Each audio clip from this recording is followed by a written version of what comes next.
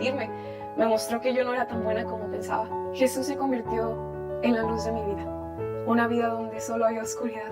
También me permitió conocer a una misionera cristiana que se enfocaba más en medicina alternativa, en hacer las cosas de una manera natural, y abrió puertas para poder estar con ella por 2 meses recibiendo tratamiento. Y gracias a eso pude tener un estilo de vida más estable. Recuerdo cuando cumplí 20 años que le oré al Señor y le dije: Señor, quiero que este año tú te conviertas en mi prioridad. Sé que hay más de ti. No me quiero satisfacer con lo que ya sé de ti, con solo ir a la iglesia los domingos y leer mi Biblia todos los días.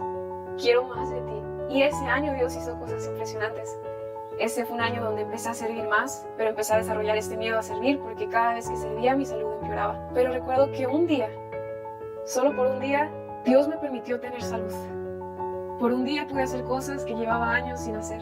Y recuerdo al final del día escuchar algo muy claro: yo soy más grande que tu problema de salud. Y tu problema de salud no va a ser un impedimento para que tú me sirvas. Y de hecho lo cumplió, porque curiosamente, cuando empecé a servir, solo me permití estar sana durante las horas que estaba sirviendo. Y pude ver su fidelidad, pude ver su poder, su milagro día tras día sobre cómo me sostenía en momentos donde no había manera. Debido a mi salud, yo no entré a la universidad, pero ese mismo año que hice esa oración, Dios me terminó llevando a un instituto bíblico, en el cual en mi primer semestre empezó a tratar en mí un corazón dispuesto a seguirle. Me enseñó a que tenía que depender de Él y no de mi familia. Me sostuvo en los momentos donde sentía que ya no podía. Pude ver mi fragilidad, sobre cómo solo tomaba un sonido, un olor o una luz para que yo me quebrara. Pero a pesar de mi fragilidad, Él me sostenía con sus manos. Y en nuestra debilidad su poder se perfecciona. Al terminar mi primer semestre en el instituto bíblico, empecé a tener este presentimiento que iba a venir una prueba con mi salud.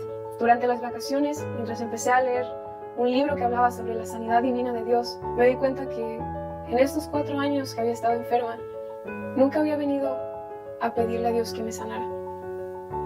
Y yo pensé que no lo había hecho porque estaba confiando en su voluntad, porque decía, bueno, si Él me quiere sanar, Él lo hará, y si no, usará mi enfermedad para su gloria. Pero empecé a cuestionarme, empecé a preguntarme y examinarme: ¿por qué no he ido a Dios? ¿Por qué no tengo este deseo de ser sana? Y empecé a preguntarle a Dios, empecé a pedirle que me mostrara por qué, y me di cuenta que había incredulidad dentro de mí. No incredulidad de que Dios pudiera hacer milagros, yo sabía que Dios podía hacer milagros, pero incredulidad de que no creía que Él quisiera hacer uno en mi vida. Yo sentía que porque había sido tan terca al venir a los pies de Jesús, Él me había dado este problema de salud para que me manteniera cerca de Él. Pensé que lo tenía por mi bien, para mantenerme cerca de Dios. Y empecé a orar y a pedirle a Dios: ayuda a mi incredulidad. Y el presentimiento de que se venía una prueba seguía aumentando. Versículos a mi alrededor se repetieron.